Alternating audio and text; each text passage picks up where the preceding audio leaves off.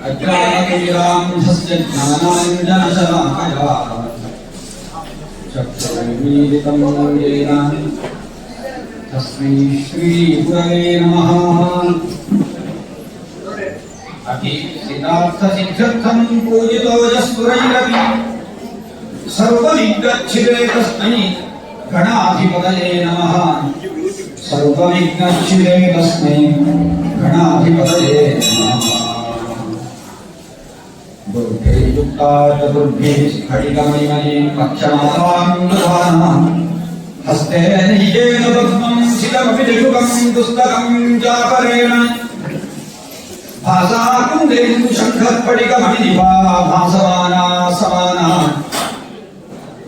सा मे भाग्यवतेनं निवसतु वदने सर्वदा सुप्रसन्ना। सा मे भाग्यवतेनं निवसतु वदने सर्वदा सुप्रसन्ना।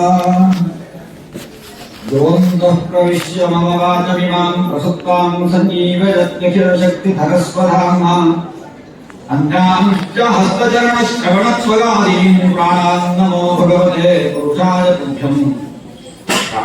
नमो भगवते पुरुषाय तुभ्यं। नारायणाय नलिनाय तरोजनाय नामावशेषमहाबलिवैभवाय नानाचराचरविधायक जन्मदेशनाभिमुखाय पुरुषाय नमः परस्मै। नाभिमुखाय पुरुषाय नमः परस्मै।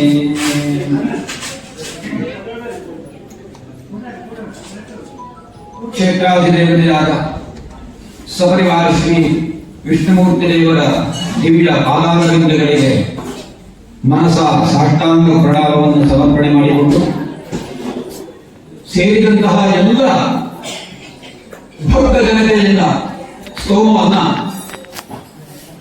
ಅಭಿವಂದಿಸಿಕೊಂಡು ಮಕರ ಸಂಕ್ರಮಣದ ಪುಣ್ಯಕಾಲದಲ್ಲಿ ಶ್ರೀ ದೇವರ ಸನ್ನಿಧಾನದಲ್ಲಿ ಸೇರಿದಂತಹ ಎಲ್ಲ ಭಕ್ತ ಜನತೆಯ ಮುಂದೆ ಒಂದಷ್ಟು ಸದ್ವಿಚಾರಗಳನ್ನು ಹೇಳಲಿಕ್ಕೆ ಭಗವಂತ ನುಡಿಸಿದಂತೆ ಯಥಾ ಸಾಧ್ಯವಾಗಿ ಪ್ರಯತ್ನವನ್ನ ಮಾಡ್ತೇನೆ. ನಾವೆಲ್ಲರೂ ಕೂಡ ಈ ಮಕರ ಸಂಕ್ರಮಣದ ಪುಣ್ಯ ಕಾಲದಲ್ಲಿ ಈ ದೇವಾಲಯಕ್ಕೆ ಸೇರುವ ಯೋಗ ಭಾಗ್ಯ ನಮಗೆ ಒದಗಿ ಬಂದಿದೆ. ಇದು ಭಗವಂತ ಕಲ್ಪಿಸಿಕೊಟ್ಟಂತಹ ಒಂದು ಅವಕಾಶ. ನಮ್ಮ ಹಿಂದೂ ಸಂಪ್ರದಾಯದಲ್ಲಿ ಇರುವಷ್ಟು ಹಬ್ಬ ಹರಿದಿನಗಳ ಆಚರಣೆ ಯಾವ ಸಂಪ್ರದಾಯದಲ್ಲಿಲ್ಲ. ಬಹಳಷ್ಟು ಹಬ್ಬ ಹರಿದಿನಗಳು. ಯಾಕೆಂತ ಹೇಳಿದ್ರೆ ಆಗಾಗ ಸತ್ಕರ್ಮವನ್ನು ನಾವು ಮಾಡುತ್ತಾ ಒಳ್ಳೆಯ ಸತ್ಕರ್ಮದಲ್ಲಿ ತಾನು ಸೇರುತ್ತಾ ತನ್ನ ಪಾಪಗಳನ್ನು ಕಳೆದುಕೊಂಡು ನಮ್ಮ ಆಂತರಿಕವಾದಂತಹ ಶಕ್ತಿಯನ್ನು ಹೆಚ್ಚಿಸಿಕೊಳ್ಳಬೇಕು. ಇದು ಮನುಷ್ಯ ಜನ್ಮದ ಪ್ರಧಾನವಾದಂತಹ ಉದ್ದೇಶ. ಮತ್ವಾ ಸೀದಂತಿ ಕರ್ಮಾಣಿ ಇತಿ ಮನುಷ್ಯ ಅಂತ ಹೇಳಿದ್ದಾರೆ. ಮನುಷ್ಯ ಅಂತ ಹೇಳಿದ ಅರ್ಥ ಏನು ಅಂತ ಹೇಳಿದ್ರೆ ಸರಿಯಾಗಿ ತಿಳಿದು ಕರ್ಮವನ್ನು ಆಚರಿಸುವವ, ತಿಳಿದು ಕೆಲಸ ಮಾಡುವವ ಮನುಷ್ಯ ಅಂತ ಅರ್ಥ. ಬಾಕಿ ಎಲ್ಲ ಪ್ರಾಣಿಗಳು ತಾನು ಮಾಡುವ ಕೆಲಸವನ್ನು ತಿಳಿದು ಮಾಡುವುದಿಲ್ಲ. ಒಂದು ಹಸುವಿಗೆ ಒಂದು ಬಾಳೆ ಎಲೆಯಲ್ಲಿ ಗೋಗ್ರಾಸ ಅಂತ ನಾವು ಸಮರ್ಪಣೆ ಮಾಡ್ತೇವೆ. ಆ ಹಸು ಏನು ಮಾಡ್ತದೆ? ಹಸು ಪೂಜ್ಯವೇ, ಆದರೆ ಪಶುಭಾವ ಎನ್ನುವುದನ್ನು ಹೇಳುವಂತಹದ್ದು. ಮೊದಲಾಗಿ ಯಾವುದನ್ನು ತಿಂತದೆ? ಸರ್ವೇ ಸಾಧಾರಣವಾಗಿ ಒಂದು ಹಸುವಿಗೆ ಗೋಗ್ರಾಸವನ್ನು ಬಾಳೆ ಎಲೆಯಲ್ಲಿ ಕೊಟ್ಟರೆ ಮೊದಲು ಹಸು ಯಾವುದನ್ನು ತಿಂತದೆ? ಬಾಳೆ ಎಲೆಯನ್ನು ಏಳಿತದೆ, ಎಳೆದು ತಿಂತದೆ. ಬಾಳೆ ಎಲೆಯನ್ನು ಎಳೆದು ತಿಂದಾಗ ಒಳಗಿರುವ ಅನ್ನ ಕೆಳಗೆ ಬೀಳುತ್ತದೆ ಎಂದು ಹೇಳುವಂತಹ ಭಾವನೆಯನ್ನು ಆಲೋಚಿಸುವಂತಹ ಅದು ಪಶುಗಳಿಗೆ ಅದು ಪಶು ಸ್ವಭಾವ ಪಶುತ್ವ ಅಂತ ಅರ್ಥ. ಯಾವುದೇ ಆಗಲಿ ಒಂದು ಪ್ರಾಣಿಗಳು ಬರದಂತೆ ನಾವು ಒಂದು ಬೇಲಿಯನ್ನು ನಿರ್ಮಾಣ ಮಾಡ್ತಾ ಇರ್ತೇವೆ. ಆ ಬೇಲಿಯೊಳಗೆ ಹೇಗಾದರೂ ಮಾಡಿ ಒಳಗಿರುವ ಯಾವುದೋ ಹುಲ್ಲು ಗಡ್ಡಿಗಳು, ಯಾವುದೋ ಹಣ್ಣುಗಳು, ತರಕಾರಿಗಳು ತಿನ್ನಬೇಕು ಅಂತ ಹೇಳಿ ಪ್ರಾಣಿಗಳು ಬೇಲಿಯನ್ನು ಹೇಗೋ ಮಾಡಿ ಒಳಗೆ ಬಂದು ಹಾರಿ ಹೊಟ್ಟೆ ತುಂಬ ತಿಂದರಲ್ಲಿ ಹೊರಗೆ ಹೋಗುವುದು ಹೇಗೆ ಅಂತ ಆಲೋಚನೆ ಮಾಡುತ್ತದೆ. ಕೆಲವು ಸಲ ಹೊರಗೆ ಹೋಗ್ಲಿಕ್ಕೆ ಆಗುವುದಿಲ್ಲ. ಆದರೆ ಮನುಷ್ಯ ಹಾಗಲ್ಲ. ನಾನು ಇದರ ಒಳಗೆ ಹೋದರೆ ಹೊರಗೆ ಬರುವುದು ಹೇಗೆ ಅಂತ ಹೇಳಿ ಮೊದಲೇ ಆಲೋಚನೆಯನ್ನ ಮಾಡಿ ಹೊರಗೆ ಬರಲಿಕ್ಕೆ ಆಗ್ತಿದ್ದರೆ ಮಾತ್ರ ಒಳಗೆ ಪ್ರವೇಶ ಮಾಡ್ತಾನೆ. ಅದು ಮನುಷ್ಯ ಜನ್ಮದ ಸ್ವಭಾವ ಅಂತ ಅರ್ಥ.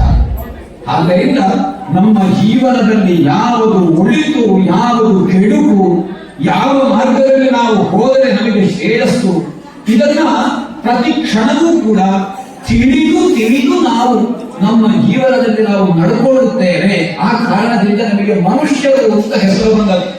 ಆದ್ದರಿಂದ ಎಡವಿ ಬೀಳಬಾರದು ನಾವು ಅಂತ. ಹಾಗೆ ಹಗಲು ಕಂಡ ಬಾಲಿಗೆ ರಾತ್ರಿ ಬೀಳುವುದು ಅಂತ ಒಂದು ಗಾದೆ ಮಾತು. ಹಗಲು ನಡ್ಕೊಂಡು ದಿನಾಸು ಹೋಗ್ತಾ ಇರ್ತೇವೆ, ಅಲ್ಲಿ ಬಾವಿ ರಾತ್ರಿ ಕಂಡ ಬಾವಿಯಲ್ಲಿ ಹಗಲು ಬೀಳುವಂತೇವೆ.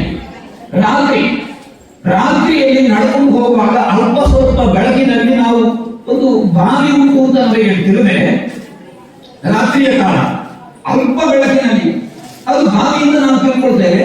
ಹಗಲು ಹೋಗಿ ಅದಕ್ಕೆ ಬೀಳುವುದು ಅಂತ ಅರ್ಥ. ಹಾಡು ಹಗಲು ಅದಕ್ಕೆ ಗೊತ್ತಿದ್ದು ತಾನು ಅದರ ಬದಲಕ್ಕೆ ಹೋಗುವಂತಹದ್ದು. ಇಂಥದ್ದನ್ನ ನಮ್ಮ ಮನುಷ್ಯರಿಗೆ ಇಂಥ ಒಂದು ಪ್ರಮೇಯ ಬರುತ್ತದೆ. ಇದು ಕಾರಣ ಏನು ಅಂತ ಹೇಳಿದ್ರೆ, ನಮಗೆ ಅತಿ ಆಸೆ. ಆದ್ದರಿಂದ ನಾವೆಲ್ಲರೂ ಕೂಡ ಸರಿಯಾಗಿ ತಿಳ್ಕೊಳ್ಬೇಕು ಅಂತ ಅರ್ಥ. ಆದ್ದರಿಂದ ಪ್ರತಿ ವರ್ಷವೂ ಕೂಡ ಈ ಮಕರ ಸಂಕ್ರಮಣ ದಿನ ಸಹಸ್ರನಾಮ ಅರ್ಚನೆ, ಲಕ್ಷಾರ್ಚನೆ ಆದ ಮೇಲೆ ಒಂದಷ್ಟು ಎರಡು ಮಾತನ್ನ ಹೇಳಬೇಕು ಅಂತ ಹೇಳ್ತಾರೆ ವ್ಯವಸ್ಥಾಪಕರು. ಕಳೆದ ವರ್ಷವೂ ಆ ಮೊದಲ ವರ್ಷ ಎಷ್ಟೋ ಸಮಯ ಆಯಿತು. ಈಗ ಪ್ರತಿ ವರ್ಷವೂ ಕೂಡ ಬೇರೆ ಯಾರನ್ನಾದ್ರೂ ಮಾತಾಡಿಸಿದ್ರೆ ನೀವೇ ಮಾತಾಡಬೇಕು ಅಂತ ಒತ್ತಾಸೆಯಿಂದ ಹೇಳುತ್ತಾರೆ. ಆದ್ರೆ ನನಗೆ ಮಾತನಾಡಲಿಕ್ಕೆ ಸಂತೋಷ. ಮಾತನಾಡಿದ್ದನ್ನು ನೀವು ಒಂದು ತಿಳ್ಕೊಂಡು ಏನಾದರೂ ಹೊಸ ವಿಷಯ ನಿಮಗೆ ಪ್ರಾಪ್ತಿಯಾಗಿ ನಿಮ್ಮ ಜೀವನದಲ್ಲಿ ಅದನ್ನು ಅಳವಡಿಸಿಕೊಂಡ್ರೆ ಅದು ನನ್ನ ಭಾಗ್ಯ, ಭಗವಂತ ಕೊಟ್ಟ ಒಂದು ಪ್ರಸಾದ ಅಂತ ನಾನು ತಿಳಿಕೆ. ಹಾಗೆ ಇದೊಂದು ಅವಕಾಶ. ಯಾವಾಗಲೂ ಕೂಡ ನಾವು ಬೆಳೆಯುತ್ತಾ ಚಂದನ ಮರದಂತೆ, ಒಂದು ಶ್ರೀಗಂಧದ ಮರದಂತೆ ನಾವು ಬೆಳಿಬೇಕಂತ. ಎಲ್ಲ ಮರವೂ ಅಷ್ಟೇ. ಮರ ಬೆಳೆಯುತ್ತಾ ಹೋದ ಹಾಗೆ ಮರದ ಒಳಗೆ ತಿರುಳು ಬೆಳೆಯುತ್ತಾ ಹೋಗ್ತದೆ. ಈಗ ಒಂದು ಮರ, ಗಂಧದ ಮರ, ಅದು ಶ್ರೇಷ್ಠತನವಾಗಬೇಕಾದ್ರೆ ಅದರ ಒಳಗೆ ಚೆನ್ನಾಗಿ ತಿರುಳು ಬೆಳೆಯಬೇಕು. ಆದರೆ ಮಾತ್ರ ಆ ಶ್ರೀಗಂಧ ಮರ ಎನ್ನುವುದು ಅದು ಸಾರ್ಥಕತೆಯನ್ನ ಪಡೆಯುತ್ತದೆ ಅಲ್ವಾ? ಹಾಗೆ ಒಂದು ಚಂದನದ ವೃಕ್ಷದ ಹಾಗೆ ನಮಗೆ ವರ್ಷ ತುಂಬುತ್ತಾ ಹೋದ ಹಾಗೆ ನಮ್ಮ ಒಳಗಿನ ಜ್ಞಾನ ಬೆಳೀತಾ ಹೋಗಬೇಕು. ಸಣ್ಣ ಮಕ್ಕಳಿಂದ ದೊಡ್ಡವರಾಗ್ತಾ ಈ ವರ್ಷ ಬರುವ ವರ್ಷ ಮಕರ ಸಂಕ್ರಮಣ, ಅದರ ನಂತರ ಮಕರ ಸಂಕ್ರಮಣ, ಅದರ ನಂತರ ಮಕರ ಸಂಕ್ರಮಣ ಅಂತ ಹೇಳುವ ಒಂದು ವಿಷಯ ಹೇಳುತ್ತದೆ. ಅಂದ್ರೆ ವರ್ಷ ಹೋದ ಹಾಗೆ ನಮ್ಮ ಆಂತರಿಕವಾದ ಶಕ್ತಿ, ಆಂತರಿಕವಾದ ಜ್ಞಾನ ಬೆಳೆಯುತ್ತಾ ನಾವು ಪರಿಪೂರ್ಣರಾಗಬೇಕು ಅಂತ. ಅದಕ್ಕೋಸ್ಕರ ಜೀವನದುದ್ದಕ್ಕೂ ನಾವು ತಿಳಿದದ್ದು ಕಲಿತದ್ದು ಮುಗಿಯಿತು ಅಂತ ಆಗುವುದಿಲ್ಲ. ನಾವು ಕಲಿತದ್ದು ಆಯಿತು ಅಂತ ಕಂಡುಹಿಡಿದ ಆಗುವುದಿಲ್ಲ. ನಾನು ಎಲ್ಲವನ್ನು ಕಲಿತಿದ್ದೇನೆ, ನಾನು ಕಲ್ಪಷ್ಟು ಯಾರು ಕಲಿಯಲಿಲ್ಲ, ನಾನಿನ್ನು ಕಲಿಲಿಕ್ಕೆ ಎಂತ ಇಲ್ಲ ಜೀವನದಲ್ಲಿ ಅಂತ ಯಾರು ಗ್ರಹಿಸುವುದು ಬೇಡ. ನಮ್ಮ ಜೀವನದಲ್ಲಿ ಕ್ಷಣವೂ ಕೂಡ ನಾವು ಕಲಿಯುವುದೇ. ಇದನ್ನೆಲ್ಲ ಭಾಗವತದಲ್ಲಿ ಬಹಳ ಚೆನ್ನಾಗಿ ವಿವರಿಸಿದ್ದಾರೆ. ಭಾಗವತ ಪ್ರವಚನ ಇದು. ಉದಾಹರಣೆಗೆ ಹೇಳ್ತಿದ್ರೆ, ಪ್ರತಿಯೊಂದು ಪ್ರಾಣಿಯಿಂದಲೂ ನಾವು ತಿಳ್ಕೊಳ್ಳುವಂತಹ ವಿಷಯ ಉಂಟಂತೆ. ಪ್ರತಿಯೊಂದು ಪ್ರಾಣಿಯಿಂದಲೂ ಕೂಡ, ಪ್ರತಿಯೊಂದು ಸಣ್ಣ ಇರುವೆಯಿಂದ ಪ್ರಾರಂಭಿಸಿ ಗಜದ ತನಕ, ಪಿಪೀಲಿಕ ಅಂದರೆ ಇರುವೆ, ಸಣ್ಣ ಇರುವೆಯಿಂದ ಪ್ರಾರಂಭಿಸಿ ಗಜದ ಆನೆಯ ತನಕ ಎಲ್ಲ ಪ್ರಾಣಿಗಳನ್ನ ನೋಡಿ ಅವುಗಳಲ್ಲಿರುವ ಗುಣ ಏನು ಅಂತ ನಾವು ತಿಳ್ಕೊಳ್ಬೇಕಂತ. ಇರುವೆಯಿಂದ ಹೇಗೆ ತಿಳ್ಕೊಳ್ಬೇಕು ಅಂತ ಹೇಳಿದ್ರೆ, ಇರುವೆ ಸಾಗುತ್ತಾ ಮುಂದಿನ ಇರುವೆ ಯಾವ ದಾರಿಯಲ್ಲಿ ಹೋಗ್ತದೆ ಅದನ್ನು ಹಿಂದಿನ ಇರುವೆ ಅನುಸರಿಸ್ತಾ ಇರ್ತದೆ. ಆ ಇರುವೆ ಎಲ್ಲಿಯಾದರೂ ಮುಂದೆ ಯಾವುದಾದ್ರೂ ಒಂದು ಇರುವೆ ಅದು ಹಾಗೆ ತಪ್ಪಿಸಿತು, ಏನೋ ಒಂದು ಅಪಾಯ ಕಾಲಿದೆ ಅಂತ ಹೇಳಿ ಒಂದು 4 ಇರುವೆಗಳಿಗೆ ಗೊತ್ತಾಯಿತು. ಆದ್ರೆ ಆ ಇರುವೆ ದಾರಿಯನ್ನು ಬದಲಿಸಿದರೆ, ಆ ದಾರಿಯನ್ನು ಬದಲಿಸಿದಾಗ ಅದೇ ಸಾಲನ್ನ ಇನ್ನು ಹಿಂದಿನಿಂದ ಮತ್ತೊಂದು ಇರುವೆ ಅನುಸರಿಸುತ್ತಾ ಹೋಗುತ್ತದೆ. ಹಾಗೆ ನಮ್ಮ ಹಿರಿಯರು ತೋರಿಸಿಕೊಟ್ಟಂತಹ ಒಂದು ದಾರಿ ಉಂಟದೆ.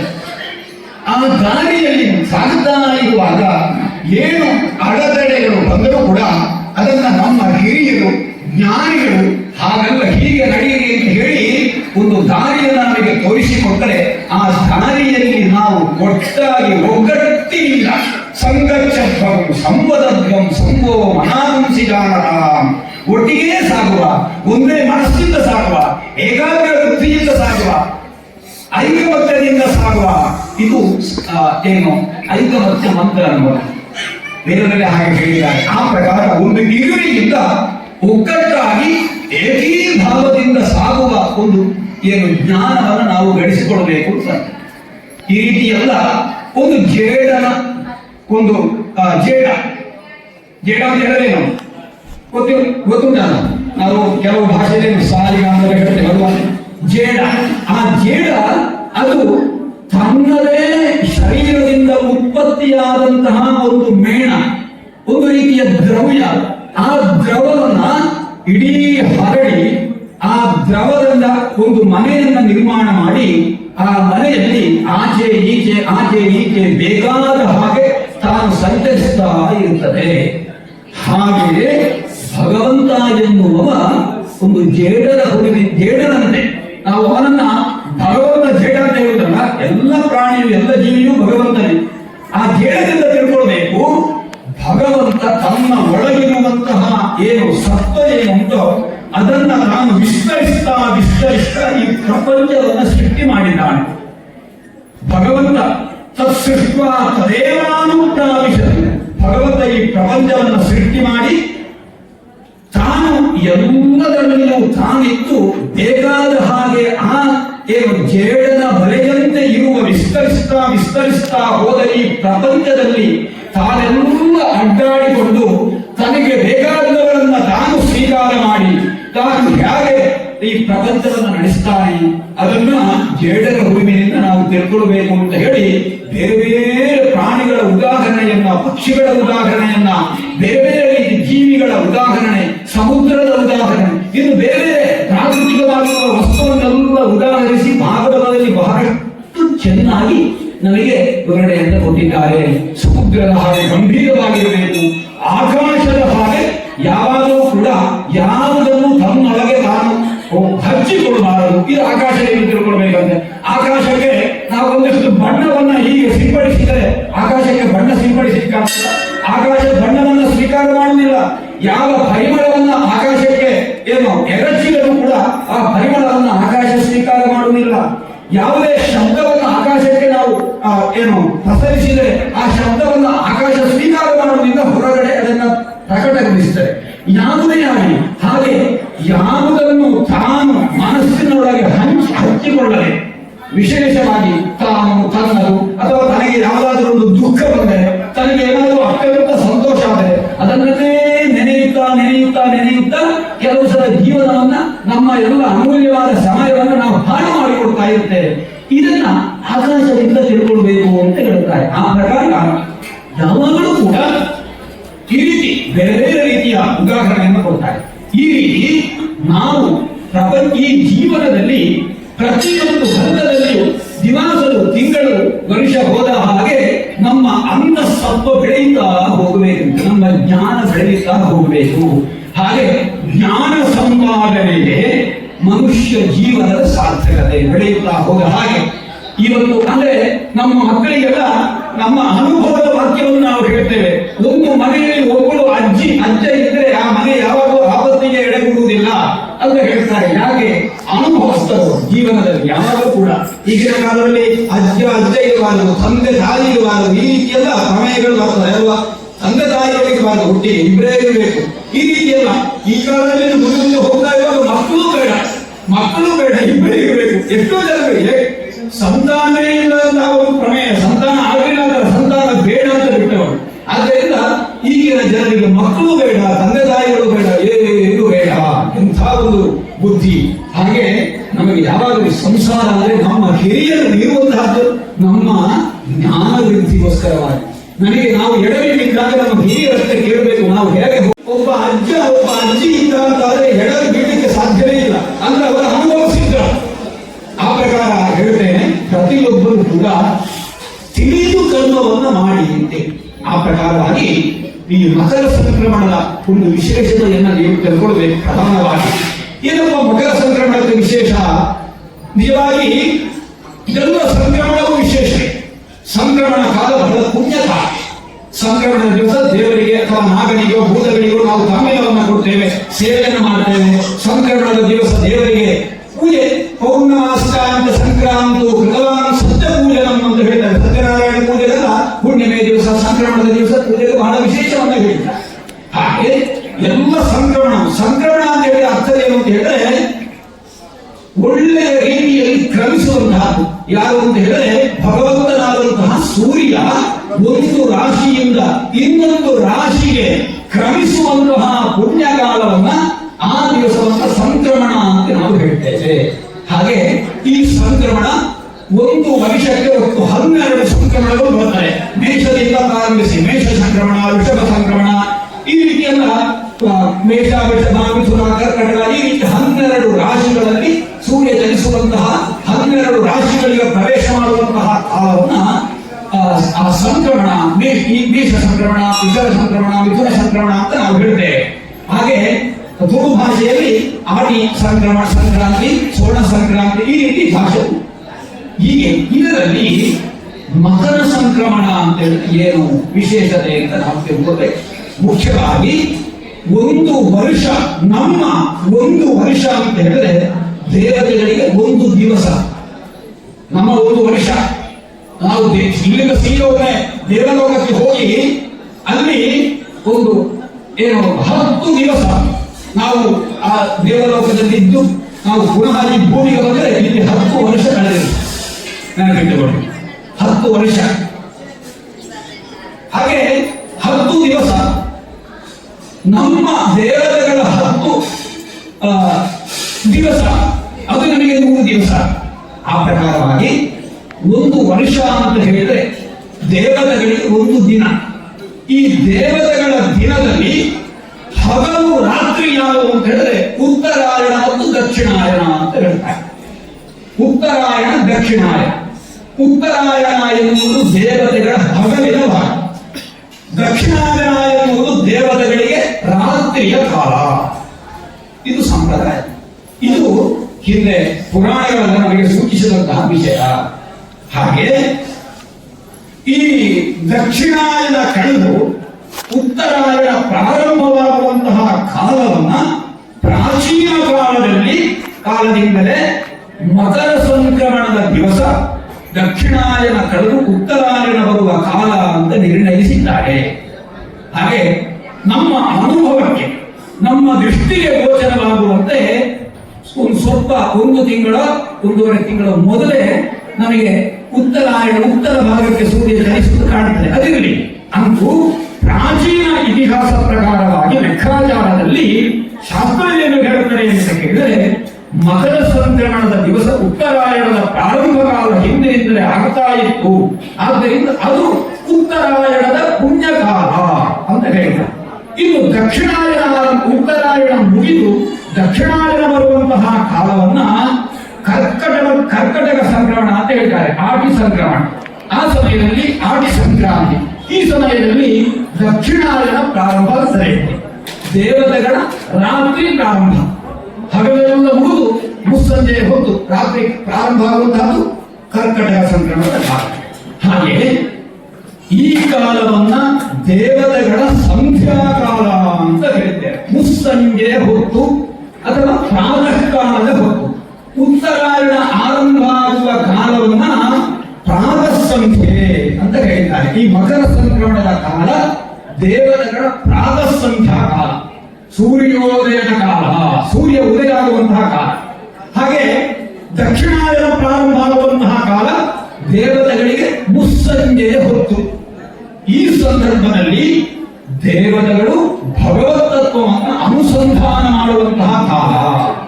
ನಾವು ಪ್ರಾತಃ ಕಾಲದಲ್ಲಿ ಸೂರ್ಯೋದಯ ಆಗುವಂತಹ ಕಾಲ ಮತ್ತು ಸೂರ್ಯ ಅಸ್ತ ಆಗುವಂತಹ ಕಾಲದಲ್ಲಿ ಹೇಗೆ ನಾವು ಭಜನೆ, ನಾಮ ಸಂಕೀರ್ತನೆಯನ್ನು ಮಾಡ್ತೇವೆ, ದೇವರಿಗೆ ದೀಪವನ್ನು ಹಚ್ಚುತ್ತೇವೆ, ಶಂಖನಾದವನ್ನು ಮಾಡ್ತೇವೆ, ಕೆಲವೆಲ್ಲ ಮಂತ್ರೋಪದೇಶ ತೆಕ್ಕೊಂಡಂತಹ ಯಾರು ಮಂತ್ರ ಅನುಷ್ಠಾನ ಮಾಡುವವರಿದ್ದಾರೋ ಅವರು ತಾನು ಜಪಿಸುವಂತಹ ಮಂತ್ರವನ್ನ ಆ ಕಾಲದಲ್ಲಿ ಕಾಲದಲ್ಲಿ ಜಪಿಸ್ತಾರೆ. ಅದಕ್ಕೆ ಸಂಧ್ಯಾಕಾಲ ಅಂತ ಹೆಸರು. ಅದಕ್ಕೋಸ್ಕರ ಆ ಕಾಲದಲ್ಲಿ ಮಾಡಿದ ಅನುಷ್ಠಾನ ಹೆಚ್ಚಿನ ಫಲವನ್ನು ಕೊಡುತ್ತದೆ. ನೀವು ಬೇಕಾದರೆ ನೋಡಿ, ಪ್ರಾತಃ ಕಾಲದಲ್ಲಿ ಒಂದು ಸೂರ್ಯೋದಯದಿಂದ ಒಂದಷ್ಟು ಸಮಯ ಮೊದಲೇ ಎದ್ದು, ಅದಕ್ಕೆ ಉಷಃಕಾಲ ಅಂತ ಹೆಸರು. ಆ ಸೂರ್ಯೋದಯದಿಂದ ಮೊದಲು ಇರುವಂತಹ ಆ ಕಾಲದಲ್ಲಿ ಆ ಕಾಲವನ್ನು ನಿಶ್ಚಯಿಸಿದ್ದಾರೆ. ಎಂದಷ್ಟು ಸಮಯ ಉಷಃಕಾಲ, ಎಂದಷ್ಟು ಸಮಯ ಪ್ರಾತಃ ಕಾಲ, ಸಂಧ್ಯಾ ಕಾಲ, ಇದಕ್ಕೆಲ್ಲ ಶಾಸ್ತ್ರೀಯವಾದಂತಹ ನಿರ್ಣಯಗಳೆಲ್ಲ ಉಂಟು.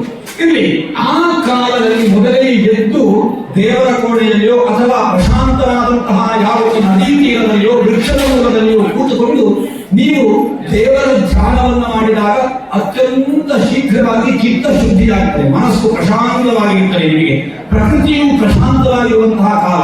ಆ ಸಮಯದಲ್ಲಿ ನೀವು ಮಾಡುವ ಭಜನೆ ಆಗಲಿ, ಧ್ಯಾನ ಆಗಲಿ, ಇದೆಲ್ಲವೂ ಕೂಡ ಒಳ್ಳೆಯ ಫಲವನ್ನು ಕೊಡುತ್ತದೆ. ಇದೇ ಮುಸ್ಸಂಜೆಯ ಹೊತ್ತು ಹಕ್ಕಿಗಳೆಲ್ಲ ಚಿರುಕಿರಿ ಕೊಡುತ್ತಾ ತನ್ನ ಗೂಡುಗಳಿಗೆ ಸೇರುವಂತಹ ಕಾಲ, ತನ್ನ ಗುಡ್ಡೆಗೆ ಬಿಟ್ಟಂತಹ ಹಸುಗಳೆಲ್ಲ ತನ್ನ ಹಟ್ಟಿಗೆ, ಈಗ ಅದನ್ನು ನೋಡ್ಲಿಕ್ಕೆ ಇಲ್ಲ, ಹಟ್ಟಿಯೇ ಇಲ್ಲ ಈಗ. ಅದು ಹಟ್ಟಿ ಇದ್ರೂ ಕೂಡ ಆ ಹಟ್ಟಿಯಲ್ಲಿ ಹಸುಗಳನ್ನು ಹೊರಗೆ ಬಿಡುವುದಿಲ್ಲ. ಆದ ಕಾರಣ ಗೋಧೂಳಿ ಲಗ್ನ ಏನು ಅಂತ ನಮಗೆ ಗೊತ್ತೇ ಇಲ್ಲ. ಹಾಗೆ ಜನರ ಗೊರಸಿಗೆ ಸಿಕ್ಕಿ ಧೂಳು ಮೇಲೆಗೆ ಇರುವಂತಹ ಕಾಲ ಅದು ಗೋಧೂಳಿ ಲಗ್ನ ಅಂತ. ಆ ಕಾಲ ನಾವು ನಮ್ಮ ಅನುಷ್ಠಾನಕ್ಕೆ ಹೆಚ್ಚಿನ ಪ್ರಾಶಸ್ತ್ಯವನ್ನು ಕೊಟ್ಟಿದ್ದಾರೆ.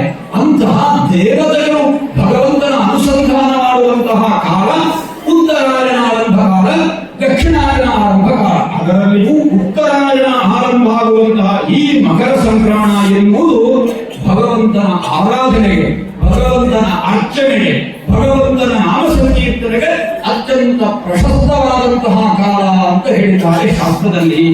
ಆ ಕಾರಣದಿಂದ ಮಕರ ಸಂಕ್ರಮಣದ ಈ ಪುಣ್ಯ ಕಾಲ ನಾವು ಏನು ಜಪ ಮಾಡ್ತೇವೆ, ಏನು ಅರ್ಚನೆ ಮಾಡ್ತೇವೆ, ಏನು ದಾನ ಮಾಡ್ತೇವೆ, ಏನು ಭಗವಂತನಿಗೆ ಸಮರ್ಪಣೆಯನ್ನು ನಾವು ಮಾಡ್ತೇವೆ, ನೀವೆಲ್ಲರೂ ಕೂಡ ಸೇರಿಕೊಂಡಿದ್ದೀರಿ. ಎಲ್ಲ ಕೆಲವರು ನಾವು ಈ ನಕ್ಷತ್ರ ತುಳಸಿ ನಾಮಾರ್ಚನೆಯಲ್ಲಿ ನೀವು ಹಲವಾರು ಜನ ನಿಮ್ಮ ಸೇವೆಯನ್ನು ನೀವು ಕೊಟ್ಟಿದ್ದೀರಿ. ತುಳಸಿ ನಾಮಾರ್ಚನೆ ಸೇವೆ ಇರಬಹುದು, ಲಕ್ಷ್ಮೀ ಸತ್ಯನಾರಾಯಣ ಪೂಜಾ ಸೇವೆ ಇರಬಹುದು, ಬೇರೆ ಬೇರೆ ಸೇವೆ, ಅನ್ನದಾನದ ಸೇವೆ ಇರಬಹುದು, ಅಥವಾ ನೀವೆಲ್ಲ ಭಕ್ತಿಯಿಂದ ನಿಮ್ಮ ಮನೆಯಲ್ಲಿ ಅಂಗಳದಲ್ಲಿ ಆದ ತುಳಸಿಯನ್ನು ಶ್ರದ್ಧಾಪೂರ್ವಕವಾಗಿ ತಂದು ದೇವತೆಗಳು ಈ ಒಂದು ಅರ್ಚನೆಗೆ ಸಮರ್ಪಿಸಿದಿರಬಹುದು, ಅಥವಾ ಈ ಸಂದರ್ಭದಲ್ಲಿ ಆಚೆ ಈಚೆ ಬೇಕಾದಂತಹ ಎಲ್ಲ ಭಕ್ತಾದಿಗಳಿಗೆ ಊಟ ಉಪಚಾರಗಳಿಗೆ ಸಹಕರಿಸಿರಬಹುದು. ಇದೆಲ್ಲ ಪುಣ್ಯ ಸಂಚಯಗೊಂಡು ನಿಮ್ಮಲ್ಲಿ ಪುಣ್ಯ ಸಂಚಯಗೊಂಡು ನಿಮ್ಮ ಜೀವನವನ್ನು ಪಾವನಗೊಳಿಸುತ್ತದೆ. ಅದು ಈ ಮಕರ ಸಂಕ್ರಮಣದ ದಿವಸ ನೀವು ಮಾಡಿದ ಸೇವೆ ಅದು ಅತ್ಯಂತ ಶೀಘ್ರವಾಗಿ ನಿಮಗೆ ಫಲವನ್ನು ಕೊಡುತ್ತದೆ, ಭಗವಂತನ ಸಂತುಷ್ಟಿಗೆ ಕಾರಣವಾಗ್ತದೆ ಅಂತ ಹೇಳಿದ್ದಾರೆ. ಆ ಪ್ರಕಾರವಾಗಿ ಈ ಮಕರ ಸಂಕ್ರಮಣದ ದಿವಸ ಭಗವಂತನಿಗೆ ತುಳಸಿಯ ಅರ್ಚನೆಯನ್ನ ನಾವು ಬಹಳ ಭಕ್ತಿ ಶ್ರದ್ಧಾ ಪೂರ್ವಕವಾಗಿ ನಾವು ನಡೆಸಿಕೊಂಡಿದ್ದೇವೆ. ಇನ್ನು ಭಗವಂತನ ಅನುಗ್ರಹವನ್ನ ನಾವು ಪಡಿಬೇಕು. ಮುಖ್ಯ, ನೀವೆಲ್ಲರೂ ಒಂದು ಭಗವಂತನ ಪೂಜೆ ಆಗುವಾಗ ದೇವರ ದರ್ಶನವನ್ನು ನೀವು ಮಾಡ್ತೀವಿ. ದೇವರನ್ನ ನೋಡ್ತಾ ಇರುವಂತಹ ಕಾಲದಲ್ಲಿ ನಿಮಗೆಲ್ಲ ದೇವರು ಕಾಣಿಕೆ ಸಿಗ್ತಾರೆ. ನಡೆ ಬಿಟ್ಟು ಎಲ್ಲರೂ ಹೇಳ್ತಾರೆ ನಡೆಬಿಡಿ, ಮಂಗಳಾರತಿ ನೋಡಬೇಕು ಅಂತ ಹೇಳಿ. ಆರತಿ ಮಾಡುವಾಗ ಆರತಿಯನ್ನು ನೋಡ್ತೀರಿ, ದೇವರನ್ನು ನೋಡ್ತೀರಿ, ಭಕ್ತಿಯಿಂದ ಕೈ ಮುಗಿತೀರಿ, ನಿಮಗೆ ದೇವರು ಕಾಣಿಕೆ ಸಿಗ್ತಾನೆ.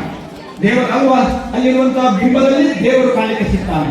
ಆದರೆ ದೇವರು ನಿಮ್ಮನ್ನು ನೋಡಬೇಕು, ಅದು ಮುಖ್ಯ ಉದ್ದೇಶ. ಇದು ನಾವು ಯಾವುದೇ ಒಂದು ಸಂಭ್ರಮಕ್ಕೆ ಹೋದಾಗ ಒಬ್ಬ ಮುಖ್ಯಮಂತ್ರಿಯೋ, ಒಬ್ಬ ಪ್ರಧಾನಮಂತ್ರಿಯೋ, ಒಬ್ಬ ಶ್ರೇಷ್ಠನಾದಂತಹ ಒಬ್ಬ ವ್ಯಕ್ತಿಯೋ ಒಂದು ಸಭಾಂಗಣದಲ್ಲಿ ವೇದಿಕೆಯಲ್ಲಿ ಕುಳಿತುಕೊಂಡಿರ್ತಾನೆ. ಹಾಗೆ ಅವನು ಬಂದಾಗ ವೇದಿಕೆಗೆ ಅಥವಾ ಆ ಊರಿಗೆ ಬಂದಾಗ ನಾವೆಲ್ಲ ಮಂತ್ರಿಯನ್ನ, ಪ್ರಧಾನ ವ್ಯಕ್ತಿಯನ್ನ ನಾವು ನೋಡ್ತೇವೆ. ಆದರೆ ಆ ವ್ಯಕ್ತಿಯಲ್ಲಿ ಹೋಗಿ ಮಾತನಾಡುವಂತಹ ಅವಕಾಶ ನಮಗೆ ಸಿಕ್ಕಿದರೆ ನಮಗೆ ಎಷ್ಟು ಸಂತೋಷ ಆಗ್ತದೆ ಅಲ್ಲೇ. ಆ ವ್ಯಕ್ತಿಯ ಗಮನ ತನ್ನೆಡೆಗೆ ಸೆಳೆದರೆ ನಮಗೆ ಅಷ್ಟು ಸಂತೋಷ ಆಗ್ತದೆ. ಆದರೆ ಆ ಮಂತ್ರಿಗಳನ್ನು, ಸಂಸದರನ್ನು ಗಮನ ಸೆಳೆಯುವುದು ಅಷ್ಟು ಸುಲಭ ಅಲ್ಲ. ಆದರೆ ಭಗವಂತನ ಗಮನ ಸೆಳೆಯುವುದು ಅತ್ಯಂತ ಸುಲಭ. ಸುಲಭನೋ ಹರಿ ಹೇಳಿದ್ದಾರೆ, ಅತ್ಯಂತ ಸುಲಭ. ಭಗವಂತನನ್ನ ತನ್ನೆಡೆಗೆ ಸೆಳೆಯಬೇಕಾದರೆ ನಮ್ಮಲ್ಲಿ ಧನ, ಕನಕ, ವಸ್ತು, ವಾಹನ ಯಾವುದು ಬೇಡ, ಯಾವುದು ಬೇಡ. ಬೇಕಾದರೂ ಕೇವಲ ಭಕ್ತಿ ಮಾತ್ರ. ಈ ಭಕ್ತಿ ನಮ್ಮಲ್ಲಿ ಹುಟ್ಟಬೇಕಾದ್ರೆ ನಮಗೆ ಮುಖ್ಯವಾಗಿ ತ್ಯಾಗ ನಮ್ಮಲ್ಲಿ ಉಂಟಾಗಬೇಕು. ನಮಗೆ ಅದು ಬೇಕು, ಇದು ಬೇಕು, ಅದಾಗಬೇಕು, ಇದಾಗಬೇಕು ಎನ್ನುವ ನಮ್ಮ ಬಯಕೆಗಳು ಏನುಂಟೋ ಈ ಬಯಕೆಗಳು ನಮ್ಮೊಳಗೆ ಎಷ್ಟರ ತನಕ ಇರ್ತದೆ, ಆಶೆ ನಮ್ಮ ಎಷ್ಟರ ತನಕ ನಮ್ಮಲ್ಲಿ ಇರ್ತದೆ, ಅಷ್ಟರ ತನಕ ನಮಗೆ ದೇವರಲ್ಲಿ ಭಕ್ತಿ ಬರಲಿಕ್ಕೆ ಸಾಧ್ಯವೇ ಇಲ್ಲ. ಯಾಕೆ ಅಂತ ಹೇಳಿದ್ರೆ ದೇವರನ್ನ ನೋಡಿದಾಗ ನಾವು ದೇವರಲ್ಲಿ ಪ್ರಾರ್ಥನೆ ಮಾಡ್ತೇವೆ, ಏನು ನನಗೆ ಈ ಸಲ ನನ್ನ ಮಗ ಒಳ್ಳೆ ಪರೀಕ್ಷೆಯಲ್ಲಿ ಪಾಸ್ ಆಗಬೇಕು, ನಾನು ಮನೆಯನ್ನು ಕಟ್ತಾ ಇದ್ದೇನೆ, ಮನೆ ಬೇಗ ನಿರ್ಮಾಣ ಆಗಬೇಕು, ನನ್ನ ಮಗನಿಗೆ ಮದುವೆ ಆಗಬೇಕು, ಅದಾಗಬೇಕು ಇದಾಗಬೇಕು ಅಂತ ಹೇಳಿ ನಾನು ಏನೆಲ್ಲ ಪ್ರಾರ್ಥನೆ ಮಾಡಬೇಕು ಅಂತ ಮೊದಲೇ ಆಲೋಚನೆ ಮಾಡ್ಕೊಂಡಿರ್ತಾರೆ. ದೇವರ ಸನ್ನಿಧಿಗೆ ಬಂದಾಗ ದೇವರನ್ನು ನೆನಪಿಸುವುದು ಬಿಟ್ಟು ಇವನ ಆಸೆ ಆಕಾಂಕ್ಷೆಗಳನ್ನ ದೇವರಲ್ಲಿ ಹೇಳಿದ ಅದರ ಬಗ್ಗೆ ಗಮನ, ಅದನ್ನು ನಾನು ಕೇಳಿಕೊಂಡಿಲ್ಲ, ದೇವರನ್ನು ಇದನ್ನು ಕೇಳಿಕೊಳ್ಳಿಕ್ಕಿಲ್ಲ ಅಂತ ಹೇಳಿ ನೋಡಪ್ಪ ಮನೆಗೆ ಹೋದ ಮೇಲೆ ಒಂದು ವಿಷಯ ಬಿಟ್ಟು ಹೋಯ್ತು ನನಗೆ ದೇವರಲ್ಲಿ ಕೇಳಿಕೊಳ್ಳಿಕ್ಕೆ ಅಂತ ಹೇಳಿ. ದೇವರನ್ನ ಇಲ್ಲಿ ಬಂದೇ ಕೇಳಬೇಕು ಅಂತಿಲ್ಲ, ನಿಮ್ಮ ಮನಸ್ಸಿನಲ್ಲಿದ್ದು ಏನು ಅಂತ ಹೇಳಿ ದೇವರಿಗೆ ಗೊತ್ತು. ಆದ್ದರಿಂದ ನಮ್ಮ ಸಂಕಲ್ಪ ದೊಡ್ಡದಾದ ಹಾಗೆ ಫಲ ನಮಗೆ ಕಡಿಮೆ.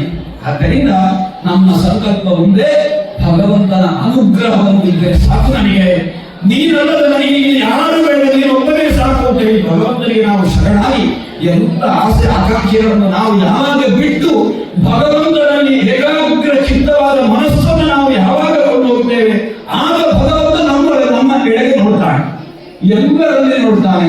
1000 ಜನ ಸೇರಿದ್ರೆ ಈ 1000 ಜನರಲ್ಲಿ ಭಗವಂತನ ಕಣ್ಣು ಇಡಲ್ಪಡ್ತದೋ, ದೃಷ್ಟಿ ಸೇರಲ್ಪಡ್ತದೋ ಅಂತ ಹೇಳಿದ್ರೆ 1000 ಯಾಕೆ 16,000 ಪತ್ನಿಯರ ಮನೆಯಲ್ಲಿ ತಾನು 16,000 ಸ್ವರೂಪರಾಗಿ ಪ್ರತಿಯೊಂದು ಮನೆಯಲ್ಲಿಯೂ ತಾನು ಇದ್ದು ಅವರಿಗೆ ಪ್ರೀತಿ ಕೊಟ್ಟವ ಭಗವಂತ ಅಲ್ವಾ?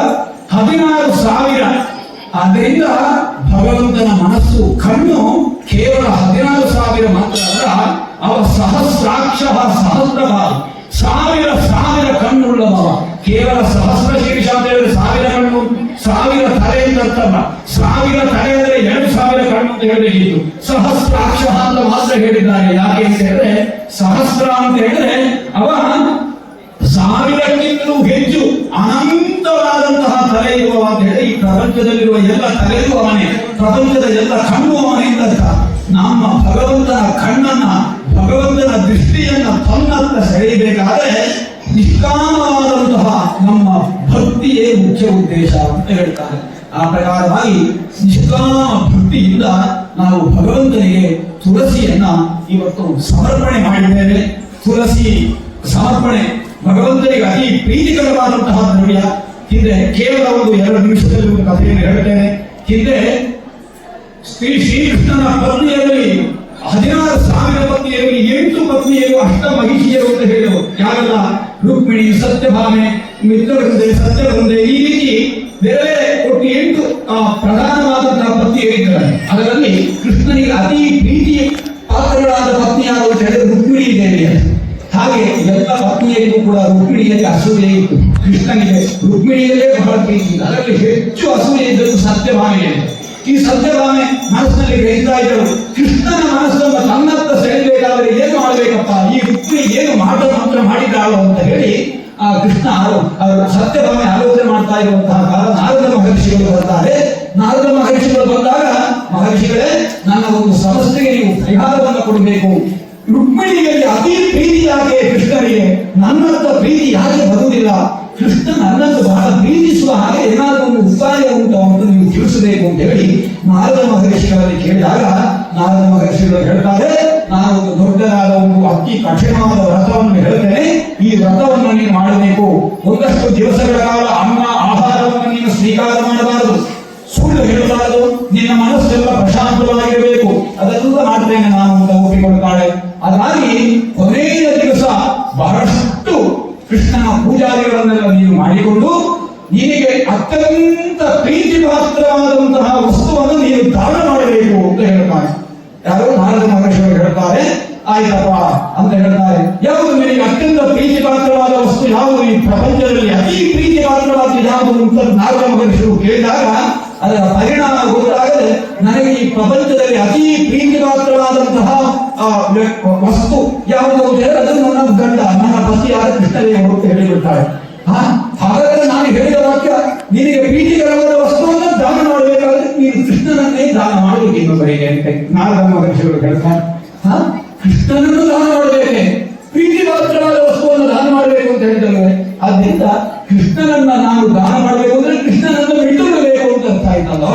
ನೀವು ಏನು ಮಹರ್ಷಿಗಳೇ, ನೀವು ಹೀಗೆ ಹೇಳುವ, ಆದ್ರೆ ಒಂದು ಉಪಾಯ ಉಂಟು. ಕೃಷ್ಣನನ್ನ ದಾನ ಮಾಡುವುದಕ್ಕಿಂತ ಕೃಷ್ಣನಷ್ಟೇ ತೂಕದ ವಸ್ತುವನ್ನು ನೀನು ಇನ್ನೊಬ್ಬರಿಗೆ ದಾನ ಮಾಡಿದ್ರೆ ಕೃಷ್ಣನನ್ನು ನಿನ್ನ ಪತಿಯನ್ನು ದಾನ ಮಾಡಿದ ಫಲ ನಿನಗೆ ಬರ್ತದೆ ಅಂತ ಹೇಳಿದಾಗ ವಸ್ತುವಿಗೆ ಕಡಿಮೆ, ನಾನು ಮಹಾರಾಣಿ ಆಗಿದ್ದೆ, ನಾನು ಅಂದ್ರೆ ಸತ್ಯಭಾಮೆ ಭೂದೇವಿಯ ಸ್ವರೂಪ ಅಂತ, ಈ ಭೂಮಿಯಲ್ಲಿರುವ ಎಲ್ಲ ವಸುಂಧರೆ ಅಂತ ಹೆಸರು ಭೂಮಿಗೆ, ಈ ಸಂಪತ್ತಿಗಳಿಗೆಲ್ಲ ಅಧಿಪತಿಯೇ. ಆದ್ದರಿಂದ ಸತ್ಯಭಾಮೆ ತನ್ನ ಪತಿಯನ್ನ ತೂಗಲಿಕ್ಕಾಗಿ ಒಂದು ವ್ಯವಸ್ಥೆಯನ್ನ ಮಾಡ್ತಾಳೆ. ಒಂದು ದೊಡ್ಡ ತಕ್ಕಡಿಯನ್ನ ಇಟ್ಟು ಆ ತಕ್ಕಡಿಯ ಒಂದು ಬದಿಯಲ್ಲಿ ಶ್ರೀಕೃಷ್ಣನನ್ನ ಕೂತುಗೊಳಿಸಿ ಇನ್ನೊಂದು ಬದಿಯ ತಕ್ಕಡಿಗೆ ತನ್ನ ಎಲ್ಲ ಆಭರಣಗಳನ್ನು ತನ್ನಲ್ಲಿರುವಂತಹ ಎಲ್ಲ ಸುರಸ್ತುಗಳನ್ನೆಲ್ಲ ಇಡ್ತಾಳೆ. ಎಷ್ಟು ಸುರಸ್ತುಗಳನ್ನ ಇಟ್ಟರೂ ಕೂಡ ಆ ಕೃಷ್ಣ ಎನ್ನುವಂತಹ ತಕ್ಕಡಿ ಮೇಲೆ ಬರುವುದೇ ಇಲ್ಲ, ಕೃಷ್ಣನನ್ನು ತೂಗಲಿಕ್ಕೆ ಆಗುವುದೇ ಇಲ್ಲ. ಈ ಪ್ರಪಂಚದ ಸರ್ವ ಸಂಪತ್ತನ್ನು ಇಟ್ಟರೂ ಕೂಡ ಕೃಷ್ಣನಿಗೆ ಸಮಾನವಾದ ತೂಕ ಆಗುವುದಿಲ್ಲ. ಇಷ್ಟು ಮಾಡಿ ದಣಿದು ಬಹಳಷ್ಟು ಬಡವಡಿಸಿಕೊಂಡು ಬಹಳಷ್ಟು ಕಷ್ಟಪಟ್ಟು ಇದು ನನ್ನಿಂದ ಸಾಧ್ಯ ಆಗುವುದಿಲ್ಲ ಅಂತ ಹೇಳುವಂತಹ ಕಾಲದಲ್ಲಿ ನಾರದ ಮಹರ್ಷಿಗಳ ದೃಷ್ಟಿ ರುಕ್ಮಿಣಿ ದೇವಿ ಹತ್ತಿರ ಹೋಗ್ತಾರೆ. ರುಕ್ಮಿಣಿ ದೇವಿ ಬಂದು ಕೇವಲ ಒಂದು ದಳ ತುಳಸಿಯನ್ನ ಕೈಯಲ್ಲಿ ತೆಗೆದುಕೊಂಡು ಆ ಕೃಷ್ಣನಿಗೆ 3 ಪ್ರದಕ್ಷಿಣೆಯನ್ನ ಮಾಡಿ ಭಕ್ತಿಯಿಂದ ಆ ಕೃಷ್ಣನ ಈ ಎದುರು ಭಾಗದಲ್ಲಿ ಇನ್ನೊಂದು ಭಾಗದಲ್ಲಿರುವಂತಹ ತಕ್ಕಡಿಯ ಮೇಲೆ ಒಂದು ತುಳಸಿಯನ್ನು ಇಡ್ತಾರೆ. ಆ ಕೃಷ್ಣನ ತಕ್ಕಡಿ ಗಗನಕ್ಕೆ ಮೇಲೆ ಇರುತ್ತಾರೆ. ತುಳಸಿಯ ಭಾರ ಕೆಳಗೆ ತಗ್ಗಿದ್ದು, ತುಳಸಿ ಅತ್ಯಂತ ಭಾರವೆನಿಸಿದ್ರೆ ಕೃಷ್ಣ ಬಹಳಷ್ಟು ಭಾರರಹಿತ ಅಂತ ಹಗುರವಾಗ್ತಾನೆ. ಆಗ ಈ ಸತ್ಯಭಾವಗೆ ನಾಚಿಕೆ ಆಗ್ತದೆ. ಅದರಿಂದ ನಾವು ತಿಳ್ಕೊಳ್ಬೇಕು, ತುಳಸಿ ಅಂದ್ರೆ ತುಲ ಅಂದ್ರೆ ಹೇಳಿದ್ರೆ ಅಳತೆಗೆ ಸಮಾನವಾಗುವಂತಹದ್ದು ತುಲ ಅಂದ್ರೆ ತುಲ ಅಂದ್ರೆ ತಕ್ಕಡಿ ಅರ್ಥ. ಆದ್ದರಿಂದ ಭಗವಂತನ ಅಳತೆಗೆ ಸಮಾನವಾದಂತಹ ಅಳತೆಗಿಂತಲೂ ಮೀರಿದವಾದ ವಸ್ತು ಯಾವುದು ಅಂತ ಹೇಳಿದ್ರೆ ಭಗವಂತನ ಪ್ರಸಾದವಾದ ತುಳಸಿ ಅಂತ ನಾವು ತಿಳ್ಕೊಳ್ಬೇಕು. ಆದ್ದರಿಂದ ಒಂದು ದಳ ತುಳಸಿಯನ್ನ ದೇವರಿಗೆ ಸಮರ್ಪಣೆ ಮಾಡಿದರೆ ಅದು ಕೃಷ್ಣನಿಗೆ ಪ್ರೀತಿಕರ ಆಗ್ತದೆ ಅಂತ ಆದ್ರೆ ಲಕ್ಷ ತುಳಸಿ ಸಮರ್ಪಣೆಯಿಂದ ಕೃಷ್ಣನಿಗೆ ಎಷ್ಟು ಪ್ರೀತಿ ಆಗಬಹುದು ಅಂತ ಆಲೋಚನೆ ಮಾಡಿ, ಆದ್ದರಿಂದ ತುಳಸಿ ನಾಮಾರ್ಚನೆಗೆ ಹೆಚ್ಚಿನ ಮಹತ್ವವನ್ನು ಹೇಳಿದ್ದಾರೆ. ಹಾಗೆ ಈ ಮಕರ ಸಂಕ್ರಮಣದ ಈ ಪುಣ್ಯ ಕಾಲದಲ್ಲಿ ಆ ದೇವರಿಗೆ ಲಕ್ಷ ತುಳಸಿ ನಾಮಾರ್ಚನೆಯನ್ನು ನಾವು ಮಾಡಿದ್ದೇವೆ. ಲಕ್ಷ ನಾಮಗಳಿಂದ ಭಗವಂತನ ವಿಷ್ಣು ಸಹಸ್ರನಾಮ, ಆ ಸಹಸ್ರನಾಮವನ್ನು 100 ಬಾರಿ ಹೇಳುವ ಮುಖೇನವಾಗಿ ಆ ಭಗವಂತನ ನಾಮ ಲಕ್ಷ ಆಗ್ತದೆ. ಆ ಲಕ್ಷ ನಾಮಗಳಿಂದ ತುಳಸಿಯನ್ನು ನಾವು ಭಗವಂತನಿಗೆ ಸಮರ್ಪಣೆ ಮಾಡಿದ್ದೇವೆ. ಈ ಒಂದೊಂದು ತುಳಸಿಯಲ್ಲಿಯೂ ನಿಮ್ಮೆಲ್ಲರ ಭಕ್ತಿಯ ಸಂಕೇತ ಒಳಗೂಡಿದೆ. ನಿಮ್ಮ ಎಲ್ಲರ ಸಂಕಲ್ಪದಲ್ಲಿ ಲೋಕದ ಕ್ಷೇಮಾರ್ಥವಾಗಿ ಲೋಕ ಉದ್ಧಾರ ಆಗಬೇಕು ಅಂತ ಲೋಕೋದ್ಧಾರಕ್ಕಾಗಿ ಸಂಕಲ್ಪಿಸಿ ಆ ಭಗವಂತನಿಗೆ ಇವತ್ತು ಲಕ್ಷ ತುಳಸಿ ನಾಮಾರ್ಚನೆ, ಗಣಪತಿ ಗಮನ, ಲಕ್ಷ್ಮೀ ಸಹಿತ ಸತ್ಯನಾರಾಯಣ ಪೂಜೆ ಎಲ್ಲ ಸತ್ಕರ್ಮಾಚರಣೆಗಳೊಂದಿಗೆ ನಾಮ ಸಂಕೀರ್ತನೆ, ಅನ್ನ ಸಂತರ್ಪಣೆ ಎಲ್ಲವೂ ಕೂಡ ನಡೀತಾ ಬರ್ತಾ ಇದೆ ಈ ಮಕರ ಸಂಕ್ರಮಣದ ಪುಣ್ಯಕಾಲದಲ್ಲಿ. ಆದ್ದರಿಂದ ಇದು ನಮ್ಮೆಲ್ಲರ ಭಾಗ್ಯ ವಿಶೇಷ. ಇಂತಹ ಅವಕಾಶ ನಿರಂತರವಾಗಿ ಈ ಕ್ಷೇತ್ರದಲ್ಲಿ ನಮಗೆ ಪ್ರಾಪ್ತಿಯಾಗಲಿ. ಇನ್ನಷ್ಟು ಹೆಚ್ಚಿನ ಭಕ್ತಿ ಪ್ರತಿಯೊಬ್ಬರಲ್ಲಿ ಒಡಗೂಡಲಿ. ಈ ಕ್ಷೇತ್ರಕ್ಕೆ ದಿವ್ಯ ಸಾನ್ನಿಧ್ಯ ಹೆಚ್ಚಾಗಿ ಆ ಭಗವಂತ ಸಂಪ್ರೀತಿಗೊಂಡು ಎಲ್ಲ ಭಕ್ತ ಜನರ ಕಷ್ಟ ದೋಷ ದಾರಿದ್ರ್ಯಗಳನ್ನು ಪರಿಹರಿಸಿ ಎಲ್ಲರಿಗೂ ಇಷ್ಟಾರ್ಥವನ್ನು ಈಡೇರಿಸಿಕೊಳ್ಳುವುದರೊಂದಿಗೆ ಭಕ್ತಿಯನ್ನು ಅನುಗ್ರಹಿಸಲಿ ಅಂತ ಹೇಳಿ ಭಗವಂತನ ಸನ್ನಿಧಾನದಲ್ಲಿ ಸಂಪ್ರಾರ್ಥಿಸುತ್ತಾ 2 ಮಾತಿನ ಕುಸುಮವನ್ನು ಭಗವಂತನ ಚರಣಕ್ಕೆ ಸಮರ್ಪಿಸ್ತೇನೆ. ಲೋಕಾ ಸಮಸ್ತ ಸುಖಿನೋ ಭವಂತು.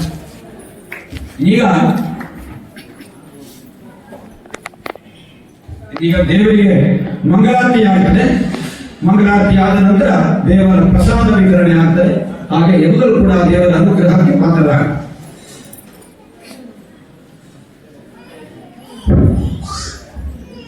ಊರಿನ ಎಲ್ಲ ಭಕ್ತರ ಪರವಾಗಿ ವೇದಮೂರ್ತಿ ಅನಂತನಾರಾಯಣ ಭಟ್ರನ್ನು ನಾವು ಸಣ್ಣ ರೀತಿಯಲ್ಲಿ ಗೌರವಿಸುವೆ. ನಮ್ಮ ಗೌರವವನ್ನು ಶ್ರದ್ಧೆ ಮತ್ತು ಭಕ್ತಿಯಿಂದ ನೀವು ಸ್ವೀಕಾರ ಮಾಡಿಗೆ ಸಂಪೂರ್ಣ ಆಶೀರ್ವಾದ ಮಾಡಬೇಕು. ಕೇವಲ ಒಂದು ವಸ್ತ್ರದ ಶಾಲನ ನಿಮ್ಮನ್ನು ಆತ್ಮೀಯ ಬಂಧುಗಳೇ, ಲಕ್ಷ್ಮೀ ತುಳಸಿ ಅರ್ಚನೆಯ ಕಾರ್ಯಕ್ರಮವನ್ನು ಹಮ್ಮಿಕೊಂಡ ನಂತರ ಪೂಜ್ಯ ವೇದಮೂರ್ತಿಗಳ ಒಂದು ಪ್ರವಚನ ಮತ್ತು ಇಲ್ಲಿ ಕಾರ್ಯಕ್ರಮ ನಮ್ಮ ದೇವಸ್ಥಾನ ಅಚ್ಚರಿಯ ರೀತಿಯಲ್ಲಿ ಅಭಿವೃದ್ಧಿ ಹೊಂದುತ್ತಾ ಬಂದಿದೆ. ಇದು ಸತ್ಯ ಸಂಗತಿ. ಆದ್ದರಿಂದ ಎಲ್ಲ ಭಕ್ತಾಭಿಮಾನಿಗಳು ಬರುವ ವರ್ಷ ಇನ್ನಷ್ಟು ಹೆಚ್ಚಿನ ಸಂಖ್ಯೆಯಲ್ಲಿ ಲಕ್ಷ ಅರ್ಚನೆಯನ್ನು ಮಾಡಿ ಕೃತಜ್ಞತೆಯಾಗಬೇಕು.